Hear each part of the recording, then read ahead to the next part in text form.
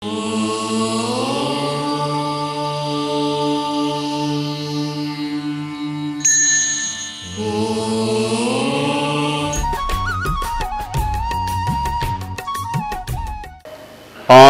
वाङ्मय में कहा गया है, अधुवे असासयम्मि संसारम्मि दुख पौराए किं नाम होज्जतम कम्मयम जेणाहम दुग्गयिम न गच्छज्जा। यह संसार जिसमें हमारी आत्मा परिभ्रमण कर रही है, अध्रुव है। किसी एक जीवन में आत्मा स्थायी रूप से नहीं रहती, परिवर्तन हो जाता है। इसलिए यह संसार अध्रुव कहा जा सकता है। संसार में हमेशा एक जीवन में ही रहना है तो संसार को ध्रुव भी कहा जा सकता है। हमारी दुनिया में ध्रुव तत्व भी हैं और अध्रुव तत्व भी हैं। हमारी आत्मा है, वह हमेशा आत्मा रहेगी। इस दृष्टि से हम सब की आत्माएं ध्रुव हैं। आत्मा कभी अचेतन नहीं बनती। दुनिया में अचेतन कभी चेतन नहीं बनता, चेतन कभी अचेतन नहीं बनता। आत्मा आत्मा ही रहेगी, अनात्मा अनात्मा ही रहेगी। प्रश्न किया गया कि यह संसार जो दुख बहुल है, इसमें ऐसा कौन सा उपाय हो सकता है कि मैं दुर्गति को प्राप्त न करूं, न यहां दुर्गति हो, न मरने के बाद दुर्गति में जाना पड़े। हम सभी को यह ध्यान देना चाहिए कि मैं दुर्गति को प्राप्त न करूं। मृत्यु के बाद भी दुर्गति में न जाना पड़े और यहां भी जीवन में जीवन की दुर्गति न हो। दुर्गति से बचने के लिए साधना की अपेक्षा होती है, संयम की अपेक्षा होती है, तप की अपेक्षा होती है।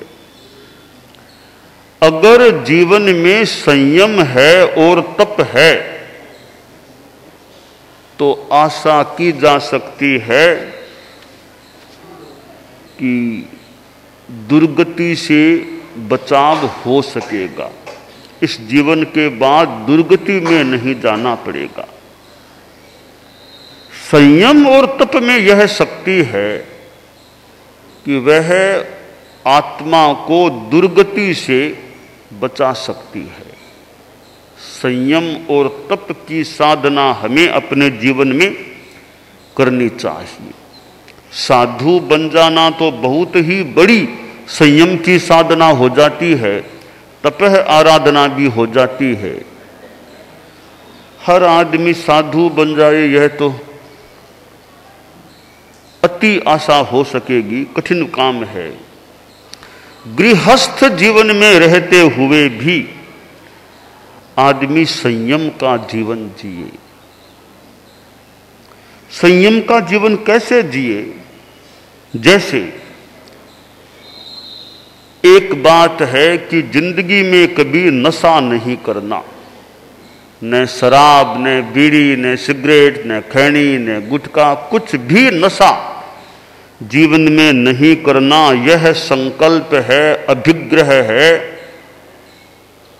संयम का थोड़ा हिस्सा जीवन में आ गया। आदमी नियम कर ले, मैं जिंदगी में कोई विशेष कोई कभी चोरी नहीं करूंगा, बड़ी चोरी नहीं करूंगा कभी। अच्छा संकल्प है, चोरी नहीं करना कभी। हालांकि टैक्स की चोरी भी चोरी होती है, कर की चोरी भी चोरी है। जिस पैसे पर सरकार का अधिकार है या जनता का अधिकार है, वह पैसा अपने पास रख लेना दूसरों का हक हड़पना है, छीनना है। तो वह कर की चोरी भी मेरी दृष्टि में चोरी है। मान लें इतना मनोबल या संकल्प बल नहीं है कि पूरा कर चुका सके, तो और रूपों में तो चोरी न करे, दूसरे का धन तो हड़पने का प्रयास न करे।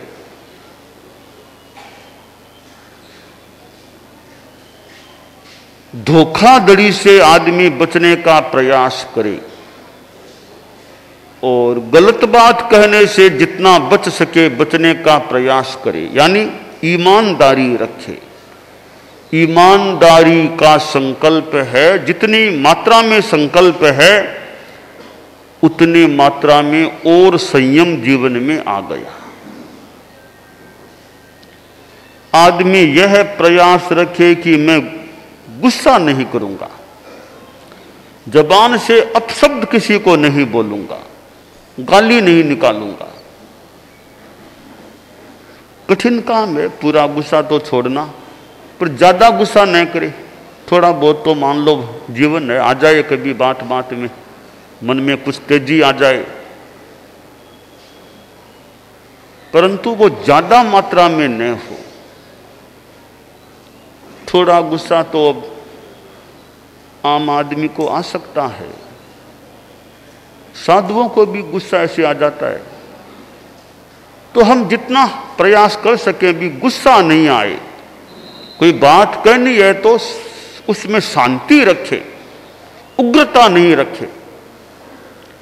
गुस्सा करने वाला बड़ा नहीं होता है, सहन करने वाला बड़ा अच्छा आदमी होता है। दूसरा गुस्से में आ जाए तो भी इधर वालों को हमें गुस्सा नहीं करना चाहिए। तो गुस्सा न करने का जितनी मात्रा में संकल्प है, प्रयास है, वह भी संयम है।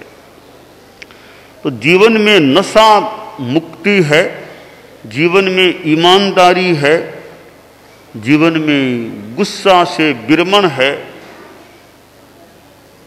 तो मानना चाहिए संयम जीवन में आ गया है। और उसके साथ और जितना इंद्रियों का संयम हम कर सके, खाने में त्याग कर सकें, कभी उपवास कर लें, नवकारशी अगर रोज कर सकें नवकारशी करें, तो तप जीवन में आ जाएगा। संयम और तप जीवन में है तो दुर्गति से हमारा बचाव हो सकता है। शास्त्र में तो कहा गया कि स्नेह को छोड़ो, असिनेह सिनेह करे ही, कि राग स्नेह मत करो। विदहितु पुब्ब संजोगम न सिनेहम कहिंच कुब्बिज्जा, असिनेह सिनेह करे हिम दोष पवोसे हिम मुच्चय भिक्खु। यह थोड़ी बहुत ऊंची बात है, स्नेह नहीं करना, राग स्नेह राग नहीं करना। जो मोहात्मक हो, व्यक्ति विशेषात्मक हो, और जो कुछ मलिनता लिए हुए हो, ऐसे स्नेह का आदमी त्याग करे, दुर्गति से बचाव हो सकता है। जो साधु बन जाते हैं वे तो कितना बड़ा संयम का कवच मानो धारण कर लेते हैं। पंडाल है या टीन का छपरा हो सकेगा, अब इसके नीचे बैठे हैं तो काफी बचाव होता है, धूप से बचाव, वर्षा से भी बचाव हो जाए, एक कवच के रूप में है। कछुआ होता है कवच के भीतर अवयवों को डाल लेता है, बचाव हो जाता है। यह संयम भी एक प्रकार का कवच है, उसको हम धारण करके रखें, दुर्गति रूपी श्रृगाल का वश नहीं चलेगा। जब वो श्रृगाल आया, 2 कछुए थे, देखा श्रृगाल भैया आ रहा है, दोनों सावधान हो गए। दोनों ने अपने अपने अवयव उस कवच के अंदर डाल लिए, अब सुरक्षित हो गए, श्रृगाल का वश नहीं चलेगा। कुछ समय बीता, एक कछुए ने सोचा अब तो मामा चला गया होगा वो, अब क्या डर, अब तो निकालूं बाहर अवयवों को। दूसरे ने सोचा अरे उसका भरोसा नहीं है, मेरा मामा है वैसा ही है, सावधान रहने की जरूरत है, पता नहीं आसपास ही कहीं हो। एक ने तो अवयव बाहर नहीं निकाले, दूसरे ने निकाल दिए। वो वहीं खड़ा था, श्रृगाल झपटा खत्म कर दिया उसको। हम अगर संयम रूपी कवच से कवचित हैं तो पाप रूपी श्रृगाल का वश नहीं चलता, और किसी ने संयम रूपी कवच से अपने आप को बाहर कर दिया तो पाप रूपी श्रृगाल आक्रमण करके विनाश कर सकता है। पाप से बचने के लिए संयम का संकल्प अपेक्षित होता है। जहां संकल्प का अभाव है, इसका मतलब मजबूती नहीं है, और फिर वह पाप श्रृगाल विनाश करने को तत्पर रहता है।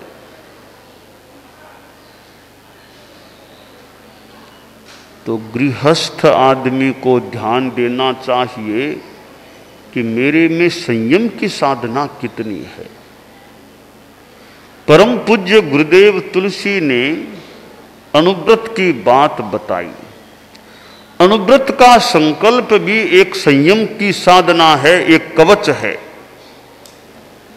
परम पूज्य आचार्य महाप्रज्ञ जी ने भी अहिंसा यात्रा में अहिंसक चेतना का जागरण, नैतिक मूल्यों का विकास की बात बताई थी।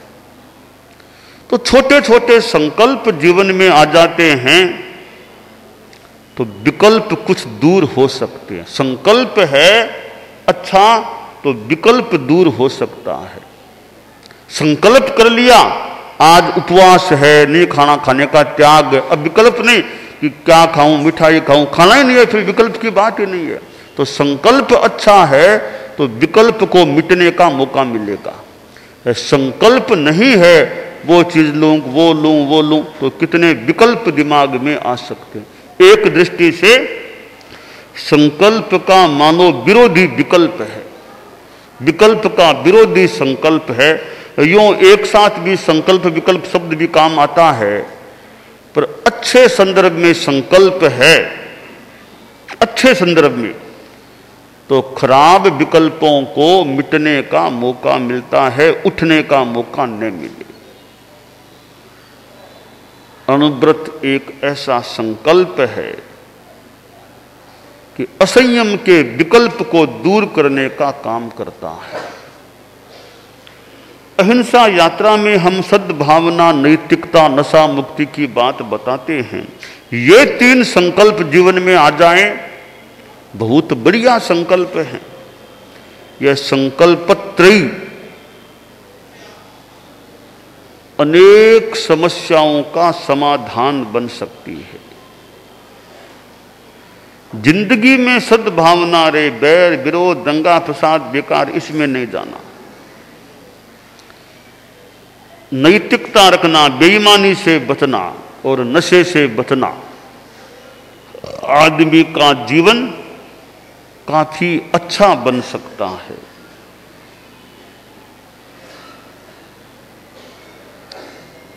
दुख मुक्ति के लिए संयम की साधना आवश्यक है, तपह आराधना अपेक्षित है। राजकुमार जा रहा था, मार्ग में एक आदमी दिखाई दिया जो मुश्किल से चल रहा था, लाठी हाथ में थी। रथारूढ़ राजकुमार ने रथ के सारथी से पूछा, यह आदमी ऐसे कैसे? कहा, राजकुमार ये बूढ़ा हो गया है बेचारा, 85-90 का आदमी है, हाथ में लाठी है, चलने में कठिनाई है। अच्छा, बूढ़ा क्या होता है? राजकुमार बूढ़ा जानता ही नहीं, बूढ़ा क्या होता है? कि देखो बच्चा, जवानी, फिर बूढ़ापा आ जाता है तो बूढ़ा, फिर चलना फिरना कठिन हो जाता है। अच्छा, बूढ़ापा तो दुख है। राजकुमार लौट गया।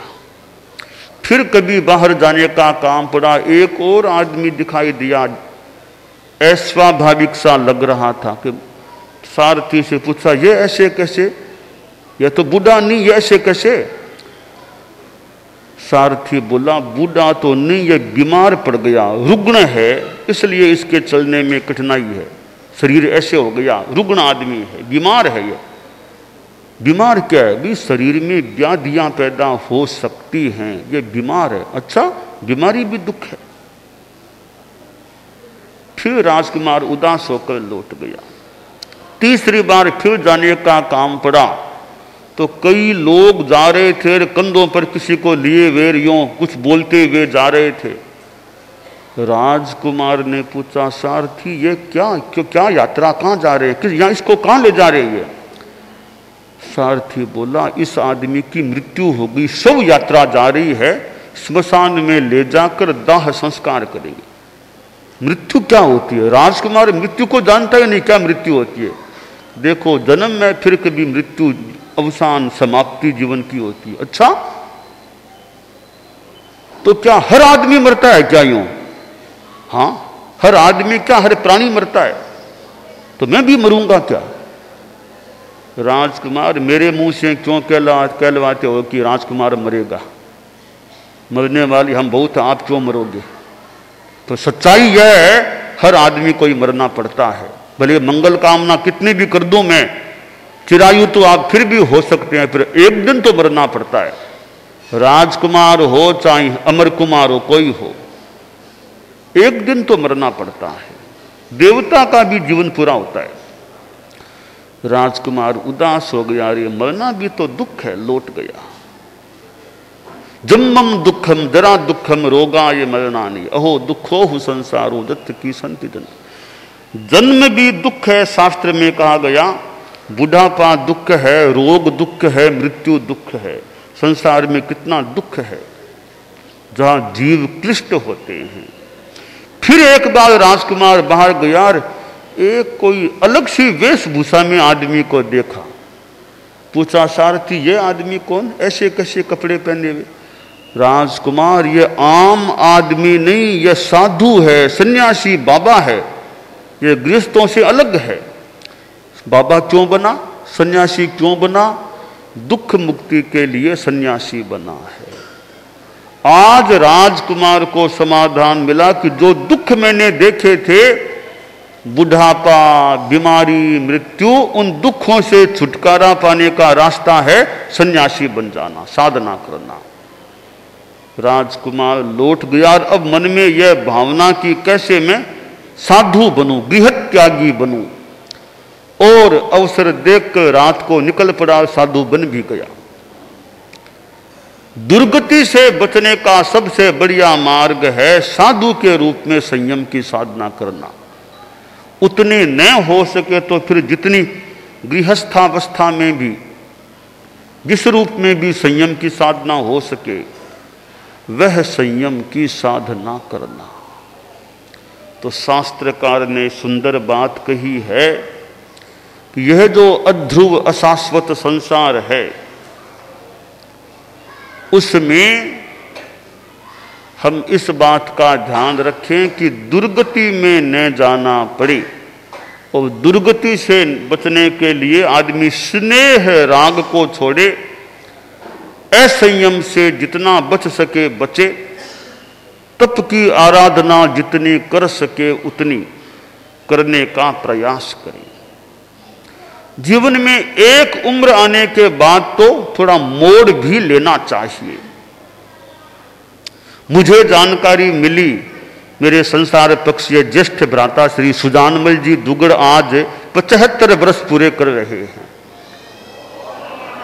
75 वर्षों का जीवन काल, हालांकि उनको मैंने भी थोड़ा तो देखा ही है, देखता भी हूं थोड़ा थोड़ा, तो काफी एक जीवन में विशेषताएं भी मुझे लगी उनके जीवन में।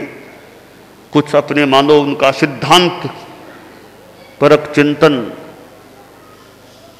और कुछ अनुशासन का भी उनमें एक तरीका या मनोभाव देखने को मिला। हमारे संसार पक्षीय परिवार में मेरे संसार पक्षीय पिताजी श्री झुमरमल जी दुगड़ थे।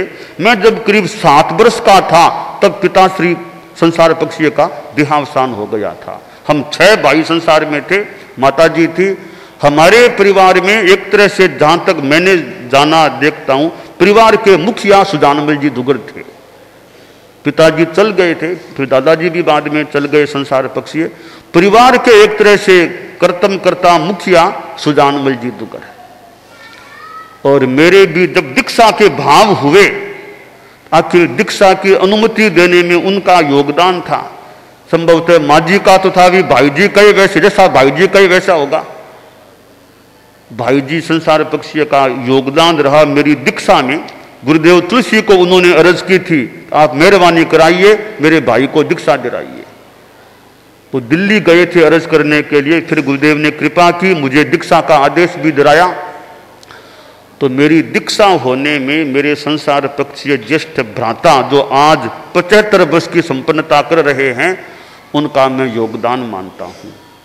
तो श्री सुजानमल जी दुगड़ 75 वर्षों की संपन्नता के बाद अगर संभव हो सके यथासंभव रोज 2 सामायिक का प्रयास करते रहें, 2 सामायिक रोज हो जाए यथासंभव, प्राय रोज रोज, तो अच्छा क्रम बन सकता है। सामायिक में स्वाध्याय का क्रम भी चल सकता है।